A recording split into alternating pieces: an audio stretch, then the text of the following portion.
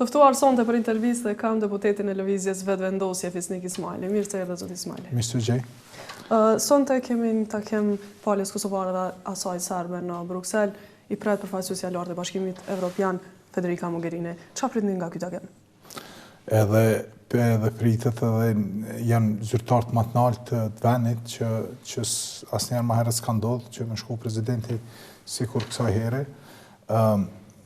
Kjo është plotësisht në kundërshtim me gjitha ato kërkesat tona si deputet, edhe në kundërshtim me vullnetin e popullit, në kundërshtim me rezolutën e cila është marrë më herët në kuvend, në të cilën thuhet se çdo bisedim me Serbinë duhet mas pari më u diskutu në kuvend, edhe absolutisht është një nënshtrim i radhës ndaj Serbisë, krahas kushteve të reja që ata po i vendosin, edhe jemi komplet kundër këtij dialogu, që kemi qenë edhe më herët, po posaçërisht kësaj here, kjo nuk duhet me ndodhë.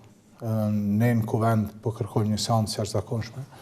Deri tani kemi mbledh 31 nënshkrime, jemi në tentim me mbledh 40 nënshkrime për me mbajtë seancën, me diskutu pikërisht këtë çështje, edhe arsyeën pse ata nuk duhet me qenë sot në këtë mbledhje, pikërisht për gjanat që kanë ndodhur kohëve të fundit mes Kosovës e Serbisë. Ky nivel tjetër, me që thani se është nivel presidentësh, po besoni se është dashur të marrin lejen prej legislativit para se të shkojnë atje? Është miratuar një rezolutë kuvend më herët, e cila thotë se, s'po flas specifikisht për lejen, po thotë se çdo mbledhje e negociata me Serbinë duhet më së pari me u debatu edhe me u këshillu me kuvendin. Do thotë duhet me u fund kuvend, me diskutu, pastaj me shku në mbledhje, edhe pas mbledhjes me i raportu kuvendit. Kjo edhe në shumë raste nuk ka ndodhur, edhe posaçërisht kësaj here s'ka ndodhur hiç, ata kanë shku pa djernin ton, edhe kanë shku kryen veti, kjo në një farë mënyre i bën si një farë monopolizimi i qeverisë, ku qeveria vendos vetë edhe nuk e pyet kuvendin e Kosovës, i cili është ai institucion i cili përfaqëson faktikisht popullin e Kosovës edhe vullnetin e tyre. Kur kanë filluar negociatat, ata kanë marrë një miratim nga kuvendi i Kosovës, nuk është se ata kanë kërkuar për secilin takim leje prej kuvendit. Vërtet se kanë filluar negociatat, përkundër faktit që Lëvizja Vetëvendosje ka kundërshtuar ato që në fillim, por rezoluta qartë thotë se ato duhen mu diskutu sa herë që ka takime, sepse po flitet për një marrëveshje, për një negociim mes dy shteteve, edhe cilat duhen së pari mu diskutu në kuvend, kështu që po injorohet komplet rezoluta e cila ka kaluar në kuvend. Ku do të kërkoni këto nënshkrimet e mbeturatë? Këto e nënshkrimet cilat kërkohen prej deputetëve, për fatkeq deputetëve të koalicionit qeverisës, prej cilve, sipas informata që i kam, disa po refuzojnë me dhënë. Nuk është diçka e re, kjo ka ndodhur më herët për çështje të tjera të rëndësishme ku ata kanë refuzuar me dhënë nënshkrimet e tyre, por mendoj që edhe i bëjmë thirrje gjithë deputetëve që ta nënshkruajnë në mënyrë që na ta mbajmë një seancë jashtëzakonshme, e cila është e domosdoshme për me diskutu këtë çështje. Kur besoni se do të arrihet mbahet kjo seancë? Sa më shpejt që është e mundshme, në momentin që mirën nënshkrimet mundet të ndodhe brenda ditës. Në këtë takim pritet të diskutohen edhe fletarësit e Serbisë. Sigurisht se dy palët kanë shprehur qëndrimet se qëndrojnë prapa deklaratave të tyre.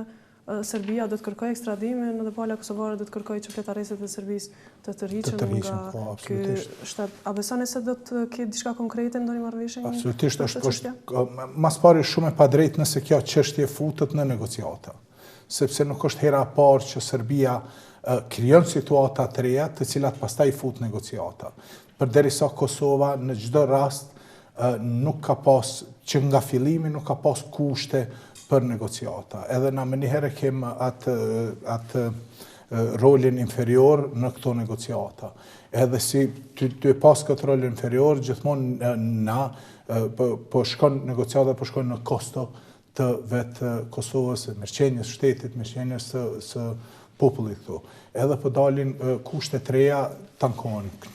Njëne prej tyne është arrestimi i zotit Haradinaj, tjetër është Muri, është Treni. Gjithmonë dalin prej Serbisë situata treja, cilat pastaj po shkojnë po bëhen tema në Bruxelles. E kjo është absolutisht e papranueshme. Kjo duhet mund dalë me njëherë. Edhe na duhet me shku, edhe me ndryshu formatin e dialogut. Na kemi thonë shumë herë. Është e pashmangshme me pas një ditë një dialog me Serbinë. Lufta ka përfundu, na kemi shpallë pavarësinë, duhet me arrit marrëdhënie fuqinësore, po jo në këtë mënyrë. Na si lëvizje vendosje shumë herë kemi thonë, kushtet janë të cilat na duhet m'ia vendos Serbisë për mi vazhdu negociatat.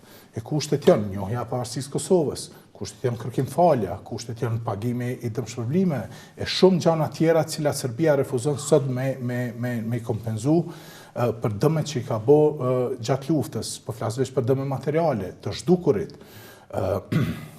shumë dokumenta origjinale që janë marrë, që nuk janë kthy.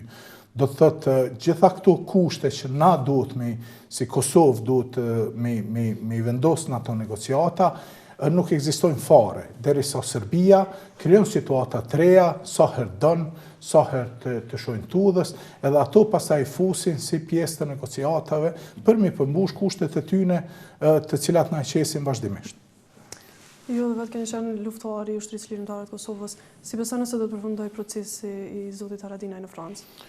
Unë jam shumë optimist se zoti Haradinaj ka mu liru, ka mu kthy në Kosovë, po shpresoj që edhe tërhiqet emri i tij prej listës të Interpolit, me qenë se mendoj se është totalisht e padrejtë se çka po i ndodh atij.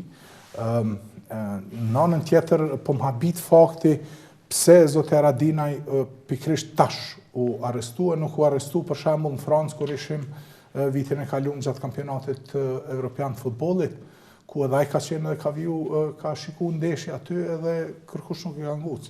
Do të thotë këtu duhet me pas diçka më shumë se veç një arrestim edhe një zbatim i një liste. Po thëmë prapë është po duket si me qenë që kjo iniciativa e Serbisë me kriju situata në mënyrë që me pas një kartë më të lartë gjatë dialogut dhe gjatë negocime me Kosovën. Krejt të situata duket se nga ana e Serbisë bëhen për destabilizim të Kosovës. Si është në zvarritjen e procesit për themelimin e ushtrisë? Edhe ky po duket qarta që është një premtim i cili është thonë, një premtim i cili s'është majt asnjëherë, nuk është çudi, ka shumë premtime që janë bos janë majt, dhe zvarrimi i krijimit të ushtrisë të Kosovës është diçka që absolutisht e cenon komplet sigurinë e këtij vendi. Edhe është diçka që është dashur me ndodh shumë më herët, edhe është diçka që po zvarritet sepse vazhdimisht lista sërbska vendos kushte, një listë e cila e deputetëve e njerëzve të cilët janë deputet të Republikës Kosovës, por janë të marrin direktiva direkt për Beogradit, ata as e njohin shtetin e Kosovës, ata as e njohin ligjet e Kosovës, edhe cilët e kanë mundësinë dhe kanë atë luksin për me vendos kushte në Kuvendin e Kosovës, me qenë se janë pjesë e koalicionit qeverisës, edhe në raste, madje edhe i kanë numrat të cilat e determinojnë një votim caktuar në Kuvend. Do thotë, ata e luajnë këtë lojë duke ja ndalu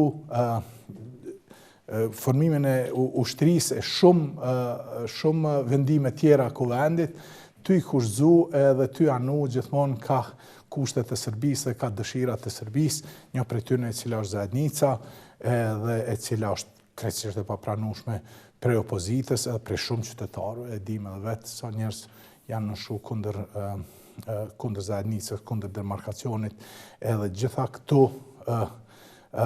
këto pastaj po reflektohen brenda në Kuvend edhe po reflektohen nëpërmes listas sërbsës, e cila pikushzon qeverinë aktuale për me zhvillu procese tjera men, përfshi edhe ushtrinë këtu. Sigurisht se roli i listës sarbe ka të bëjë me ndryshimet kushtetuese. Tash po shihet Nëse është e mundshme ndryshimi i ligjit për themelimin e kësaj ushtrie ose të paktën një armatosje pak më e rënde Forcës së Sigurisë Kosovës, a besoni se vetëm me ndryshime ligjore mund të themelohet ushtria? Tash aty duhet me fillu. Do thotë mas pari ndryshimet duhen me qenë ndryshimet nisin prej Kuvendit Kosovës, ndryshimet ligjore, pastaj ato zbatohen në realitet.